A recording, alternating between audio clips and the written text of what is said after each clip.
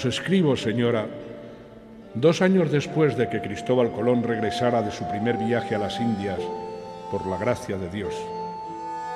Tras estos meses de arduos trabajos, ha llegado el momento de mostrar a vuestro primo João II de Portugal que son vanas sus aspiraciones en aquellas tierras. Yo, Juan Rodríguez de Fonseca, obispo de Badajoz y siervo de vuestra católica majestad, creo humildemente que estamos en disposición de firmar unas paces entre Castilla y Portugal para que en la mar océana reine el entendimiento entre nuestras coronas y no la guerra.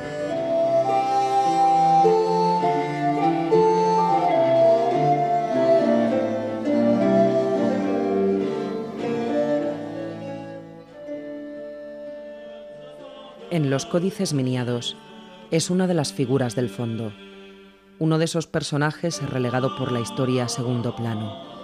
Juan Rodríguez de Fonseca es, en 1494, consejero personal en asuntos marítimos de los reyes católicos españoles, Isabel y Fernando. Y va a ser uno de los artífices de la revolución geográfica de finales del siglo XV. Hasta este momento, el mundo conocido en la península ibérica abarca poco más que Europa y el Mediterráneo. Pero gracias a los navegantes portugueses y españoles, las fronteras de la civilización occidental van a alcanzar los confines del planeta. 2 naciones, Portugal, gobernada por el hábil João II, y España, recién nacida tras la unión de Isabel de Castilla y Fernando de Aragón, van a protagonizar un hecho insólito en una era gobernada a sangre y fuego. Un tratado internacional que evitará una gran guerra a causa del descubrimiento de América por Cristóbal Colón.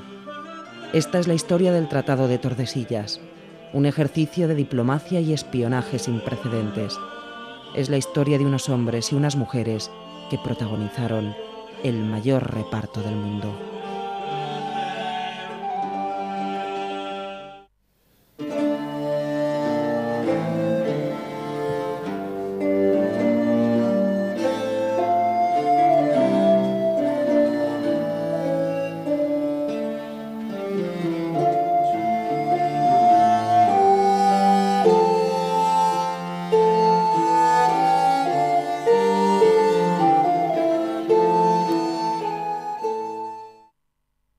Portugal y Castilla son a finales del siglo XV 2 reinos independientes. Sin embargo, sus coronas están íntimamente ligadas por lazos de parentesco e intereses políticos. Cuando en 1469 la joven Isabel, heredera del trono de Castilla, decide casarse con su primo Fernando, heredero de la corona de Aragón, pone fin a ese estado de entendimiento entre ambas coronas. Es obvio que la opción de Isabel de casarse con Fernando, por entonces tan solo rey de Sicilia, hizo que la balanza se inclinase hacia el lado aragonés. El problema, por lo tanto, que se plantea en la península ibérica en los años 70, y le respondo a su pregunta, es el problema de saber ¿en qué sentido se orientará Castilla en sus relaciones hacia Portugal o hacia Aragón? El rey Alfonso V de Portugal aspiraba a casarse con Isabel y así unir los reinos luso y castellano. Era el plan que había coordinado con el rey de Castilla, Enrique IV, hermanastro de Isabel. Alfonso y Enrique intentan desheredar a Isabel. Para ello, el monarca portugués se casa con la hija del castellano, Juana la Beltraneja. Pero Isabel no se amilana. En 1471 comienza una guerra por la sucesión de la corona de Castilla que durará 8 años. Van a darse unos años de guerra hasta el año 79, 1479, en el que se va a llegar a un arreglo. Un arreglo bastante, podríamos llamar incluso femenino, donde va a estar Isabel la Católica y donde va a estar su tía, doña Beatriz, duquesa de Braganza, en la que en las vistas, las famosas vistas, van a llegar a una serie de convenios para tratar de evitar esa sangría que supuso la guerra entre Portugal y Castilla. Recordemos la batalla de Toro, todos los problemas en torno a Ciudad Rodrigo y demás, y era necesario llegar a un entente cordial o a una paz. En 1479, Fernando e Isabel han vencido militarmente a Alfonso V en las batallas de Toro y Albuera. Enrique IV ha muerto. Llega el momento de la paz. En este pequeño pueblo del Alentejo portugués se firma el Tratado de Alcáçovas, que va a regir las relaciones entre Portugal y España. Es el principal antecedente del Tratado de Tordesillas. Los problemas de sucesión estuvieron siempre ligados a la discusión sobre los pasos de la intervención oceánica, y en ese sentido, tanto Alcáçovas como Tordesillas son relativamente parecidos. O sea, hay un equilibrio de concesiones y de cesiones por parte de cada uno de los países en función de lo que se pretendiera, ya fuese desde el punto de vista de la política interna o desde el punto de vista de la política atlántica. El Atlántico fue siempre, al menos aparentemente, el instrumento que le permitió a Isabel presionar a Portugal. Isabel la Católica siempre utilizó el Atlántico como un arma para conseguir llegar a un equilibrio en sus relaciones con Portugal en la península ibérica. Si ella pide que el rey de Portugal la reconozca como legítima heredera de Castilla, a cambio tiene que dar algo. Y lo que va a dar es conceder a Portugal la navegabilidad o el predominio del Atlántico al sur de las Islas Canarias. Entonces ahí se va a notar dentro del tratado, dentro del documento, una raya o un límite al sur de las Canarias, que es el famoso paralelo, en torno al paralelo 26, que se tendrá en cuenta a partir de ahora como límite entre la corona de Castilla y la corona de Aragón y que tendrá tanto que ver con el descubrimiento de América. Podríamos decir que el Tratado de Alcáçovas constituye una novedad en la historia de la definición del espacio marítimo en Europa, porque es la primera vez en que se delimita el mar con fronteras marítimas perfectamente definidas. Ya no se hace una partición en base a las rutas, sino a unos espacios definidos geográficamente.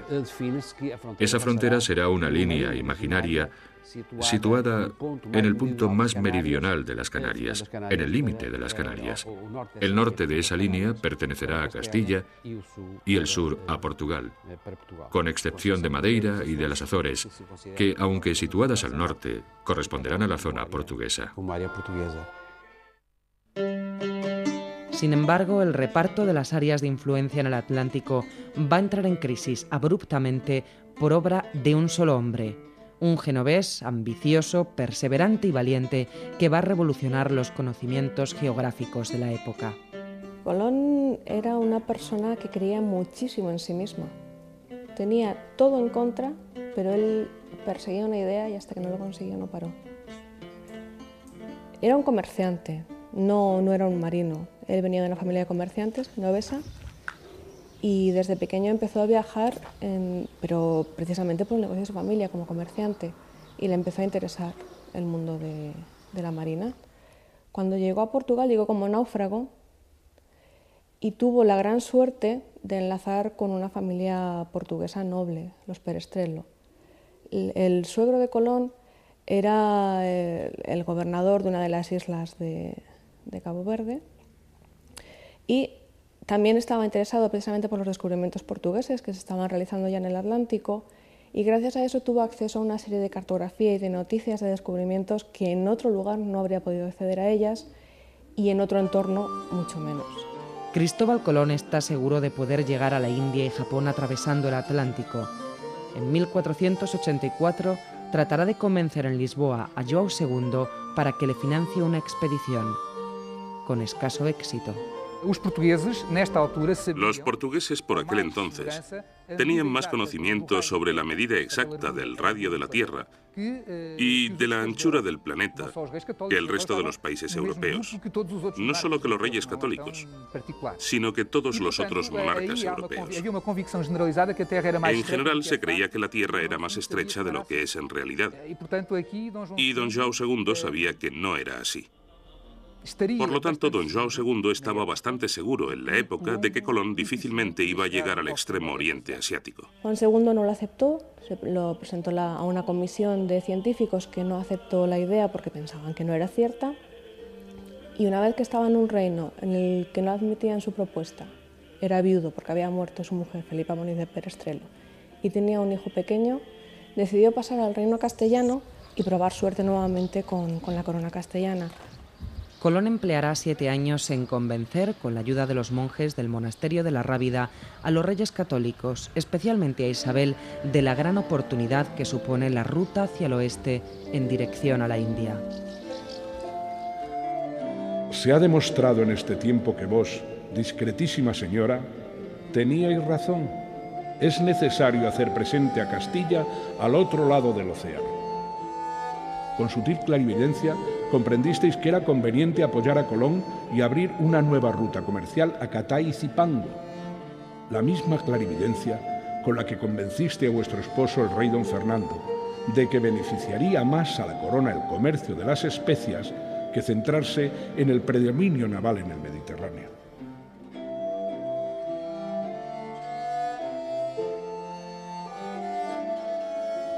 El 3 de agosto de 1492, Colón zarpa del puerto de Palos con 90 hombres a bordo de 3 carabelas. 2 meses y medio después, el 12 de octubre, la expedición llega a la isla de San Salvador, en las actuales Bahamas.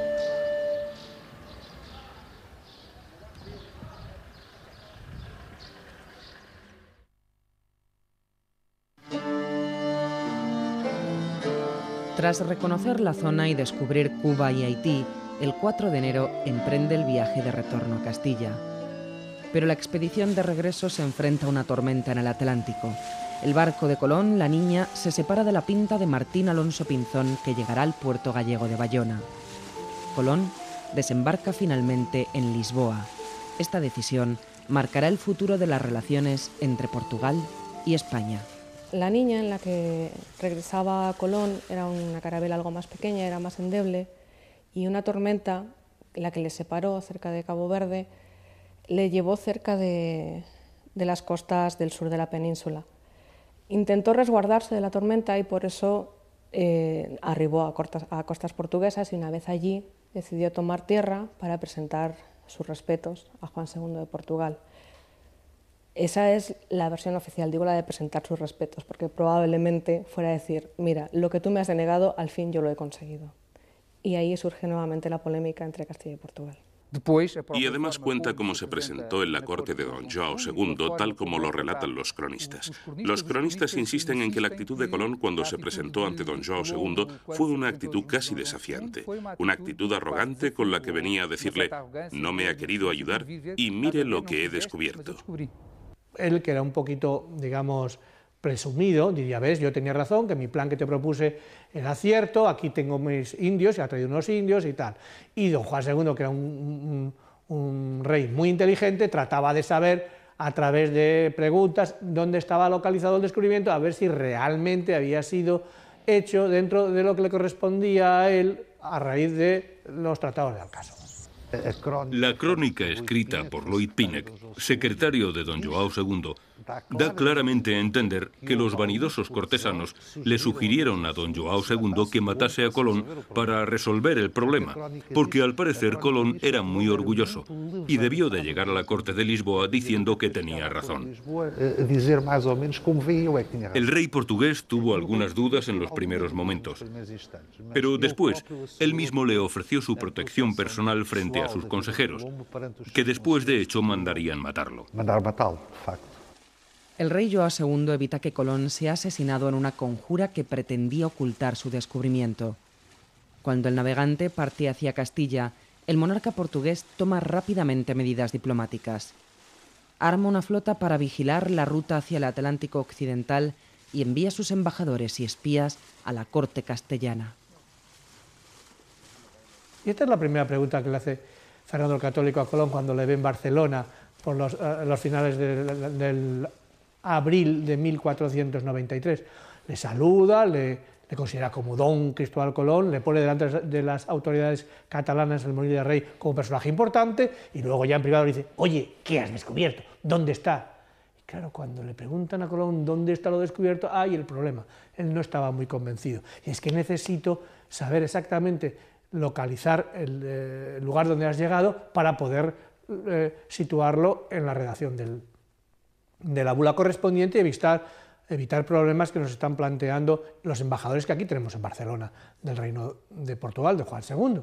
Una lectura estricta del Tratado de Alcáçovas, vista desde la perspectiva de la interpretación portuguesa, le da la razón al rey João II de Portugal cuando dice que esa es una zona portuguesa. Si miramos el mapa e imaginamos esa línea horizontal que pasa por el punto más meridional de las Canarias y lo proyectamos hacia occidente, nos encontramos en Florida, lo que quiere decir que todo lo que está al sur de Florida, según la interpretación portuguesa, pertenece a la zona lusitana. Quiso el cielo que 13 años antes de que Colón arribara a las Indias, vuestra presencia en el trono de Castilla se viera asegurada por los acuerdos que tomasteis con vuestra tía Beatriz, duquesa de Braganza. Aquellas conversaciones familiares se refrendaron en el Tratado de Alcáçovas, pero lo que no pudimos imaginar es que quedaría tan reforzado el dominio portugués en el Atlántico. Ahora que gracias a vuestro auspicio ha descubierto Colón nuevas rutas, es el momento de reorientar la situación que viene durando ya demasiados años.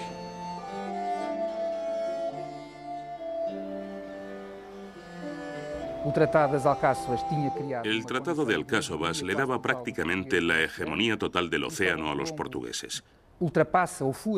Cristóbal Colón rompe esa hegemonía y, teniendo en cuenta la evolución de los acontecimientos, portugueses y castellanos acaban por acordar que la mejor solución es repartir los mundos ultramarinos. Naturalmente, la estrategia castellana es decir que se encuentran ante una realidad nueva, dentro de un nuevo marco, y que, por lo tanto, es necesario negociar de nuevo y no aplicar de manera taxativa lo estipulado en Alcáçovas. En aquellos momentos, esa interpretación castellana se encuadra en lo que se podía llamar la línea tradicional de actuación del papado, y el papado es el que va a complicar las cosas.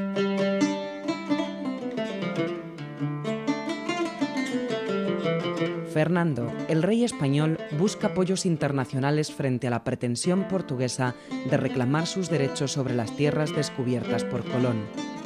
Y solo existe una autoridad de referencia internacional en el siglo XV, el Papa.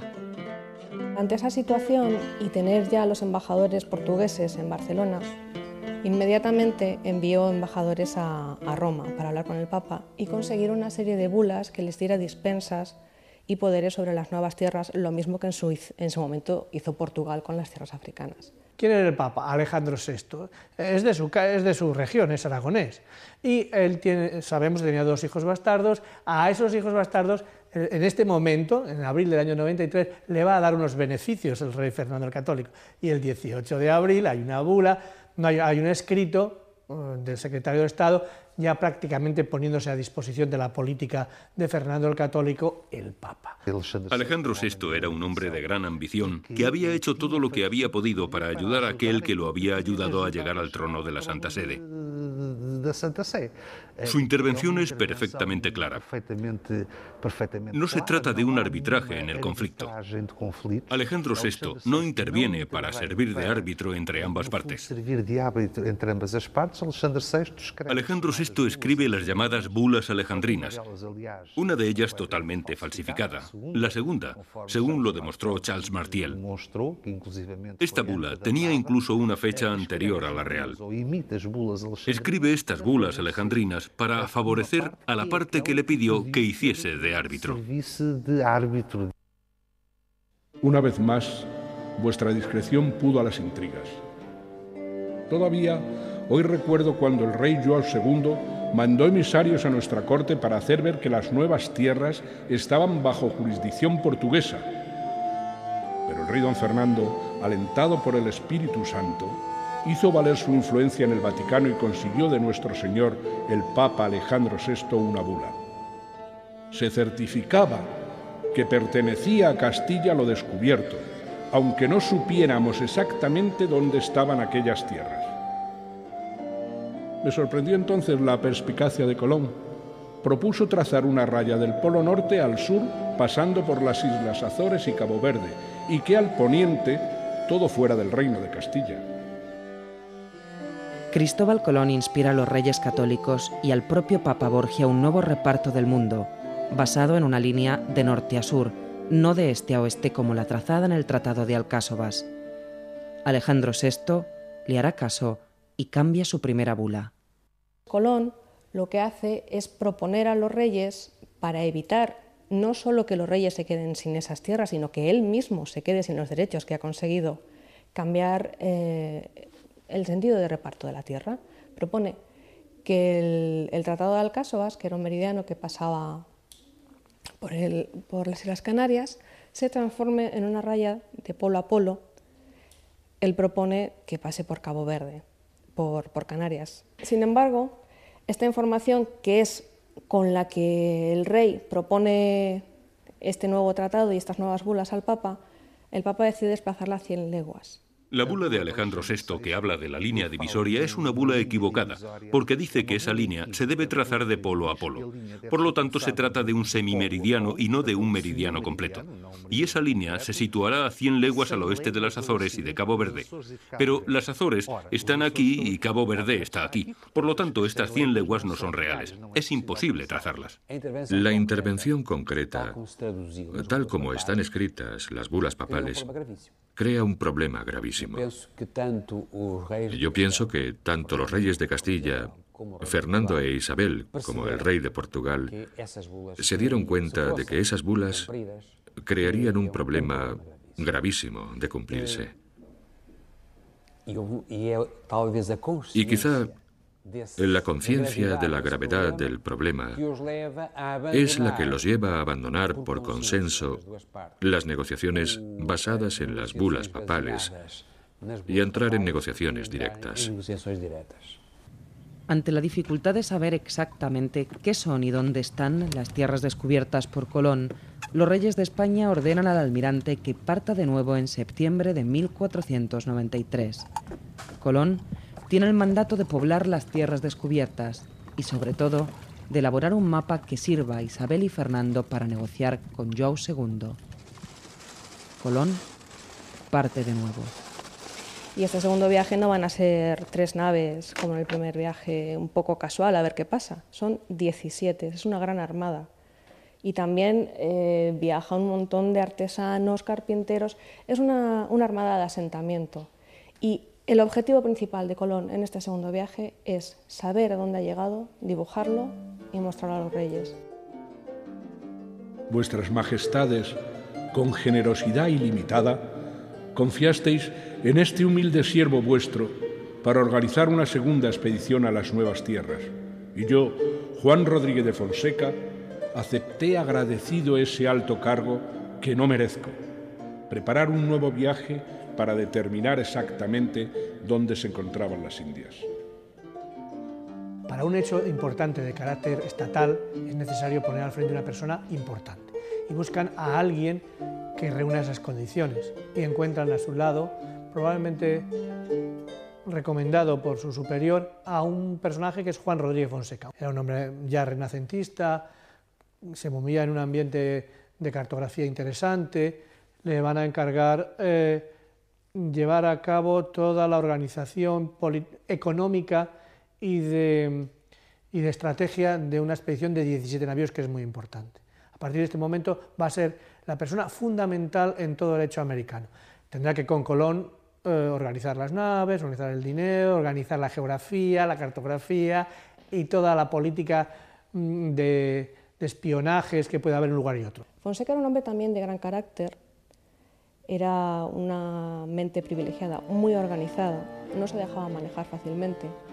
Y precisamente yo creo que por eso los reyes pensaron en él, porque Colón también tenía un carácter muy fuerte. Y si ponen a alguien débil, en 2 días se le lleva a su terreno y la corona allí no tiene nada que hacer.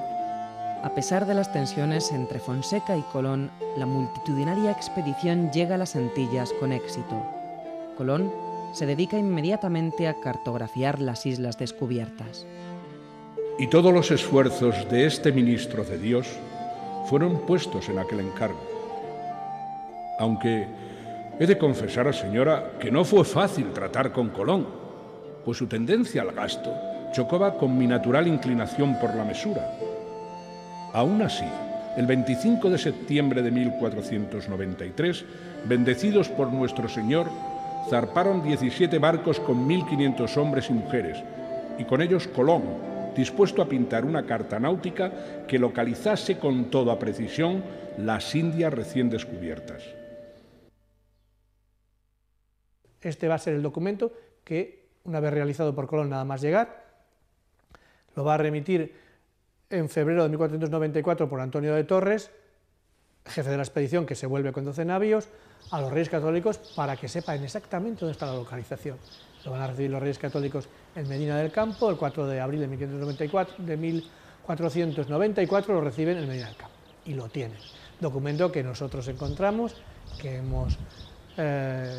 lo encontramos como cartografía literaria, lo hemos traducido en cartografía de imágenes. Nosotros con esos datos cogimos, los estudiamos perfectamente, y como estaba muy bien hecha, estaba muy bien detallada, fuimos siguiendo poco a poco medios informáticos, plasmando en un material de tela los datos y buscando los colores y consiguiendo todas las demás datos técnicos en una labor arqueológica, y así conseguimos reproducir la pieza que antes solo era literaria y ahora ya vuelve a ser otra vez literaria y pictórica. La característica más importante de esta carta, desde el punto de vista cartográfico, es que la hace según un sistema tradicional que se llama de carta plana, para evitar la figura cóncava que da la Tierra y ponérselo así más fácil a los reyes que no entendían con facilidad los problemas de longitud y latitud. Lo que hace en este caso es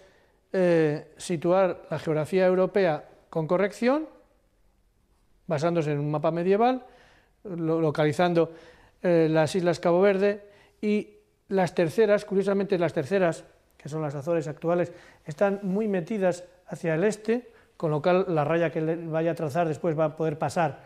¿Ven ustedes? Desde el punto de vista de la longitud, pueden trazarse una raya de Tordesillas que pase por los dos, cosa que actualmente sería imposible. Bien, pues él lo que hace es dibuja la parte de la China donde cree que ha llegado, localiza su descubrimiento en la Española y en la isla de Cuba, que también ha descubierto. Pero Cuba continental, pegada al continente chino, al continente asiático, y ahí aparece y pone una bandera en el lugar hasta donde ha llegado, la dibuja como tal tierra firme. Entonces decide bajar en latitud un poquito la isla de La Gomera, las Islas Canarias, y subir la villa de la Isabela, que está al norte de la isla de la Española, y ponerlas a la misma latitud, 26 grados, por la que él dijo que viajando por esa latitud llegaría a Asia. De esa manera consigue estar por encima de la línea del Tratado de Alcásobas y que pase lo que pase, esas tierras siempre correspondan a Castilla. Es un pequeño truco para localizar la cartografía colombina y en lo que él influyó después.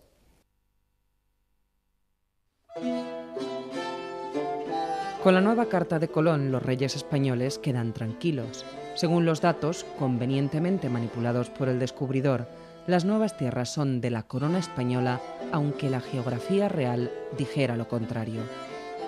Entonces, por parte de Portugal, tenían fundadísimas esperanzas de que lo descubierto por Cristóbal Colón estuviera en territorio portugués. Y es cierto que estaba en territorio portugués, porque todos sabemos ahora, desde que publicamos un trabajo en Italia, que los descubrimientos están debajo del paralelo 36, están en el 19.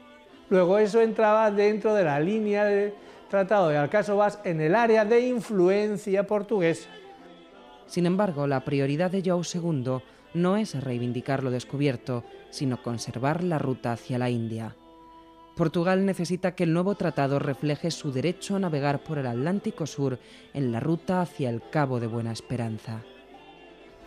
Es una cuestión muy importante, una cuestión fundamental para entender las negociaciones que condujeron al resultado final del Tratado de Tordesillas. El viaje de Bartolomeo Díaz, que le hace descubrir el Cabo de Buena Esperanza y el camino hacia el Índico, es un viaje realizado a lo largo de la costa occidental africana y orientado al descubrimiento de ese paso. Pero durante aquella navegación penosa hacia el sur, los navegantes portugueses se dieron cuenta de que se enfrentaban permanentemente a vientos contrarios, los vientos alisios, que soplan junto a la costa africana hacia el norte. Se trataba de un viaje difícil y poco práctico, porque para acceder a la ruta del Cabo, para acceder al Océano Índico y a las especias, para ir a Oriente, era necesario navegar primero hacia Occidente a través del Atlántico, ir hacia el sudoeste del Atlántico, para conseguir navegar por una ruta con vientos permanentemente favorables, mucho más rápida y menos arriesgada que la ruta que habían realizado los barcos mercantes con el viento en contra. Los diplomáticos y los espías de ambos reinos trabajan a destajo para evitar un conflicto bélico que no interesa a ninguna de las dos coronas. Un conflicto motivado además por un océano y unas tierras apenas exploradas y que nadie sabe ubicar con precisión. Hoy ruego a Dios nuestro Señor que nos siga bendiciendo con su gracia, la misma gracia con la que respondió a nuestras plegarias cuando el mapa de Colón demostró que las nuevas tierras estaban en el área de influencia de la corona de Castilla. Sabemos ahora que podemos acceder a las peticiones portuguesas y desplazar 270 leguas al occidente la línea bendecida por nuestro Santo Padre el Papa. Y así vos conseguiréis la paz y mantendréis las nuevas tierras bajo vuestra santa y magnánima corona.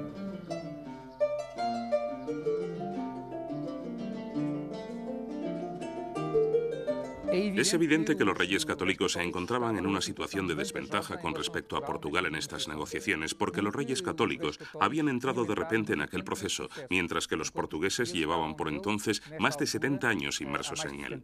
Y esta es la gran diferencia. Los portugueses habían navegado hacia el sur desde los años 20, habían pasado el Cabo en 1434 y por lo tanto 60 años después pueden negociar en Tordesillas. El proceso de negociación se desarrolla con el envío simultáneo de embajadas. Este periodo de negociaciones dura unos 15 meses. Es un periodo que no está bien documentado, aunque nos gustaría que lo estuviese, porque aunque sabemos que los embajadores van de un lado a otro, no se sabe exactamente qué es lo que se discute y por qué.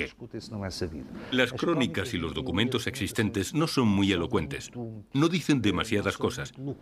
Y por ejemplo, con la parte portuguesa ocurre algo muy curioso, porque hay claramente un silencio sobre este asunto que no se acaba de entender, a no ser que asumamos que Tordesillas no fue exactamente un acuerdo, sino una gran victoria de don João II a los ojos de quienes le servían.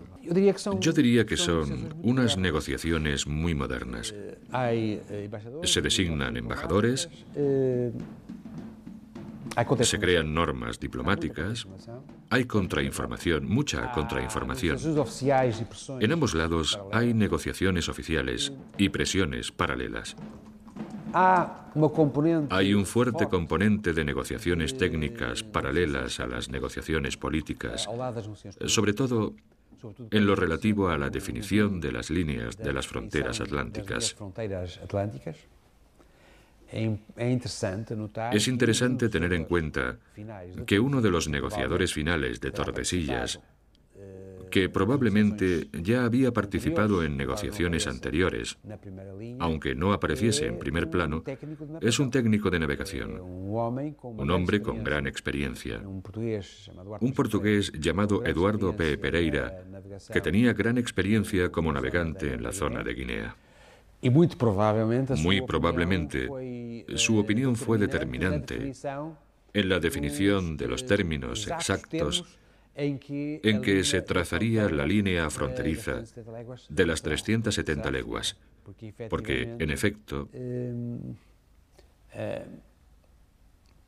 los términos con que se definió tenían un extraordinario rigor técnico dentro de las limitaciones de la época. Mientras se discute la división del Océano Atlántico en dos zonas de influencia, se discute también otro problema que es capital para los monarcas de ambos lados. El hijo mayor y heredero de don João II, don Alfonso, muere en un accidente de caballo, y la decisión sobre quién será el sucesor de la corona de Portugal, que se encuentra en pleno proceso de discusión del Tratado de Tordesillas, recae en don Manuel, su cuñado, pero también su enemigo político. Es entonces cuando intervienen claramente los monarcas de Castilla, Isabel la Católica de Castilla y Fernando de Aragón, para que don Joao reconozca los derechos sucesorios de su primo don Manuel. Y don Joao acabará, de hecho, reconociendo los derechos sucesorios de don Manuel, que tenía jurídicamente el derecho a sucederle. El consenso fue casi inmediato. Y yo diría que en ese consenso, aunque sea difícil de probar, es bastante probable que tuviese mucho que ver la figura de Fernando en Castilla. Pero sobre todo en la corona de Aragón. Fernando, el rey de Aragón, tenía muchos problemas. Unos problemas mucho más importantes que la negociación de unas islas perdidas y no muy conocidas. De modo que, muy probablemente, Fernando estuviese interesado, y en esto debió de influir en Isabel, en llegar rápidamente a un acuerdo por el que iba a conseguir la paz con la frontera occidental, en un momento en que tenía gravísimos problemas en el Mediterráneo. Finalmente, el 7 de junio de 1494, dos delegaciones de ambas coronas se reúnen en la localidad castellana de Tordesillas para firmar un acuerdo que desde el punto de vista occidental supone el reparto del mundo conocido hasta la fecha. Alonso González de Tordesillas es mi nombre. Y yo su esposa, Leonor de Ulloa. Y esta es nuestra casa. Las dos comisiones, la portuguesa y la española, o castellana, se van a reunir en la ciudad de Tordesillas, aquí justo en el palacio donde estamos ahora grabando, y van a llegar a los acuerdos correspondientes que se conocen como el Tratado de Tordesillas, que es yo no me atrevo a decir dividir el mundo, como se dice por ahí, yo creo que no dividen el mundo, porque luego vienen los chinos y se ríen de nosotros, claro. Pero digamos que reparten las áreas de influencia atlántica entre ambas coronas. No fue fácil llegar al acuerdo de Tordesillas. La amenaza militar siempre estuvo presente, aunque nunca llegó a concretarse, y los problemas acabaron resolviéndose en términos pacíficos. La parte correspondiente de la raya de Tordesillas hacia el este correspondería a Portugal, toda esa área de influencia sería para Portugal, y la parte correspondiente de la raya de Tordesillas hacia el oeste correspondería a Castilla, con un pasillo para que pueda pasar de la región española, de la península de Castilla hacia el oeste por las Canarias. Esta es la decisión fundamental y la que apacigua la posible enemistad entre Juan II y los reyes católicos. El tratado significa para Castilla que, de hecho, el Nuevo Mundo es castellano, pero Castilla se queda sin una parte. La parte de América del Sur, que abarcaba el mar y las tierras situadas al este de la línea y que correspondía al actual Brasil, huyó de la influencia castellana. Toda América del Sur debería hablar castellano si se hubiese aplicado la línea de Alejandro VI. Portugal garantiza, por otro lado, el camino hacia Oriente, pero pierde aquello que más deseaba don Joao II, el dominio al sur del paralelo 26, que le daría el poder absoluto sobre el Atlántico Sur. Ambos pierden y ambos ganan.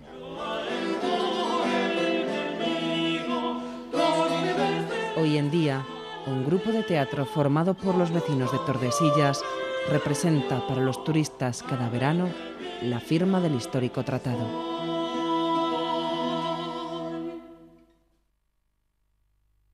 A raíz del acuerdo firmado en Tordesillas y ratificado en Setúbal, surge una nueva cartografía auspiciada en Castilla por Juan Rodríguez de Fonseca. Los nuevos mapas incluyen la línea o raya de Tordesillas dividiendo al mundo en dos.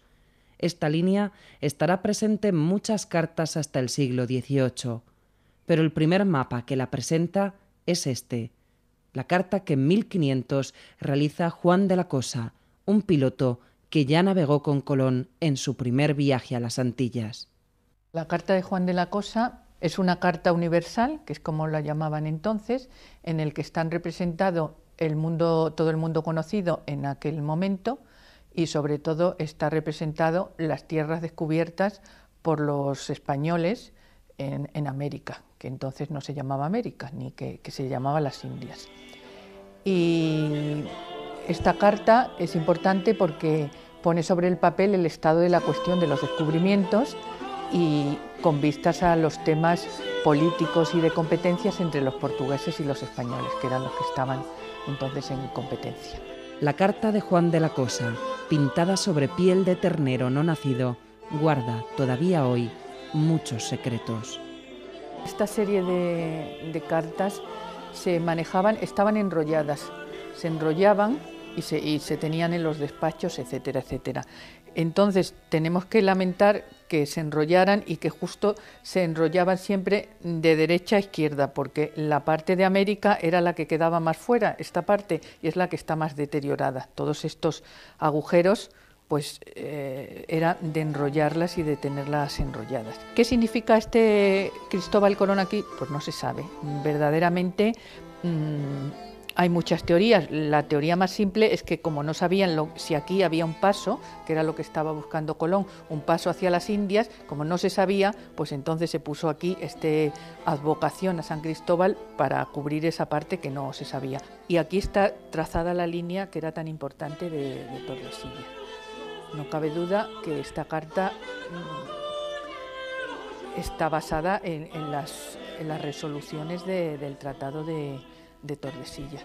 Y era muy importante para los reyes católicos saber qué territorio caía en su mitad según ese tratado y qué territorio pertenecía a los portugueses.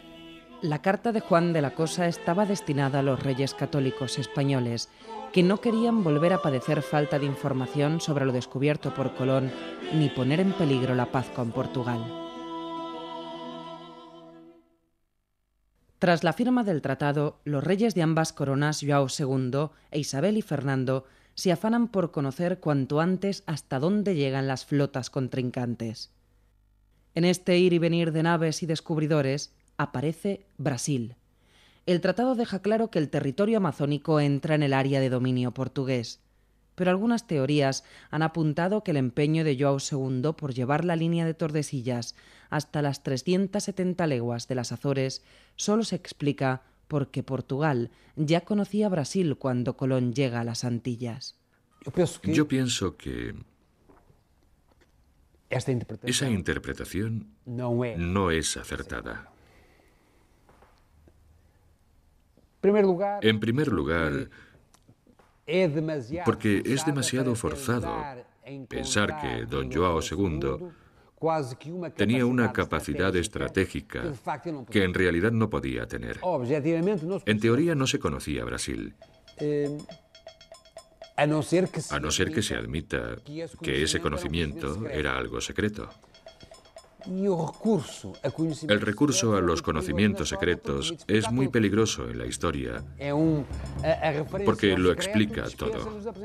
La referencia a lo secreto nos dispensa de presentar pruebas. Es secreto, por lo tanto no se tiene que probar. O aún mejor, el secreto transforma en prueba la ausencia de pruebas.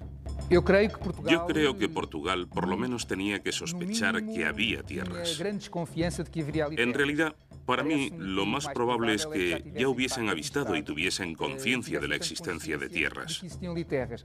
Claro que la existencia de tierras no significa que supiesen que existía Brasil, porque para nosotros Brasil es hoy un país concreto, un país inmenso, enorme, y difícilmente los portugueses podían tener esa perspectiva a finales del siglo XV. Yo creo que los portugueses sabían de la existencia de unas tierras, pero no creo que constituyesen un objetivo estratégico, ni creo que fuesen la razón de que don João II pidiese que la línea de Tordesillas no pasase a 100, sino a 370 leguas. Pero es difícil saberlo porque 370 leguas no son 300, ni 400, ni 350, que son números redondos. 370 es un número extraño. Pero para mí hay un aspecto todavía más importante. Y es que, independientemente de saber si había tierras o no, los portugueses tenían claro un aspecto más decisivo, y es que si había tierras, tenían que ser portuguesas.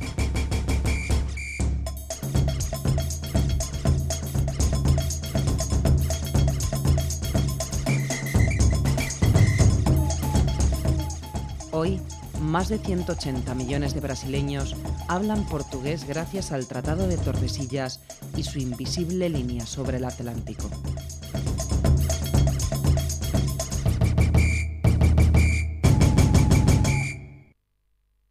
Tras la firma del tratado, la corona portuguesa y la castellana deciden enviar una comisión científica que verifique sobre el mismo océano la posición exacta de la línea divisoria.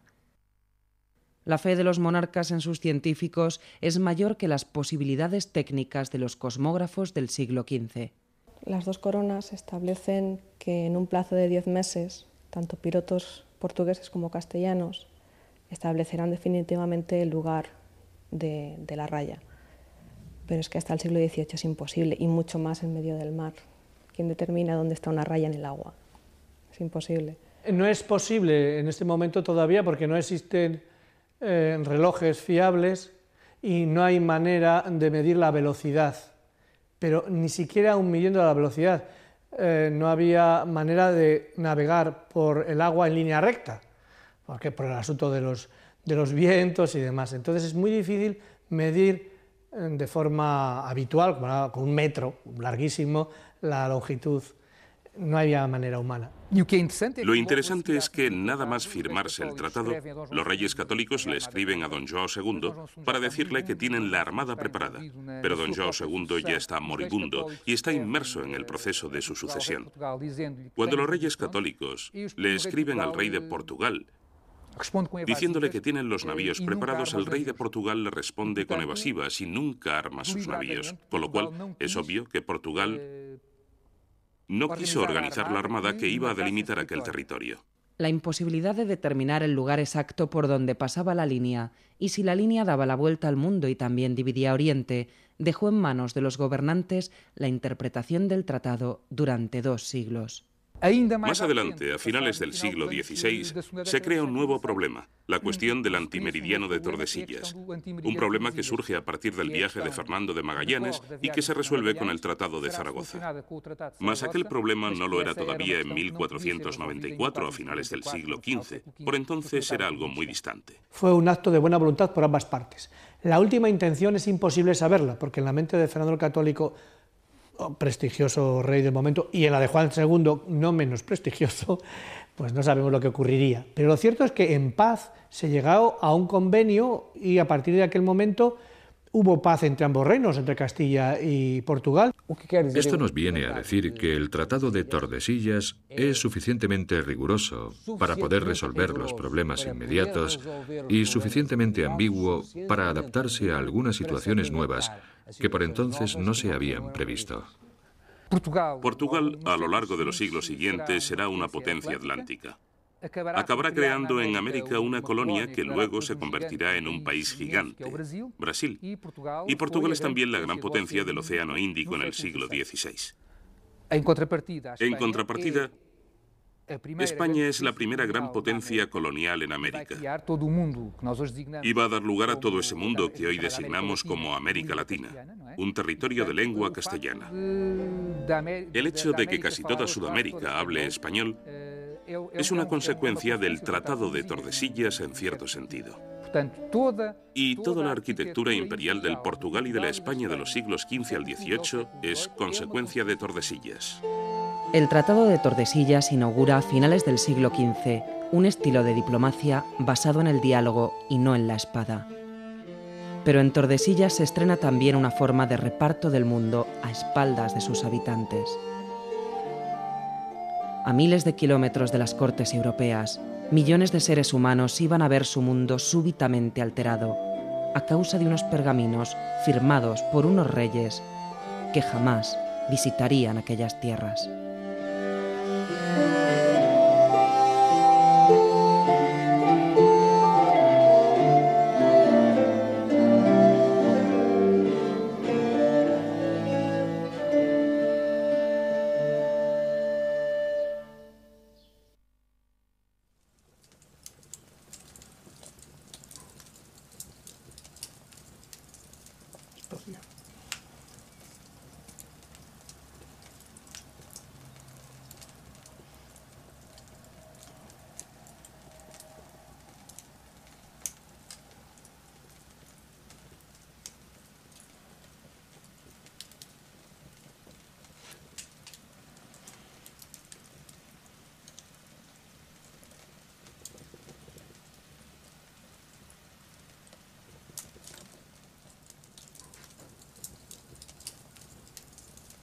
cocina.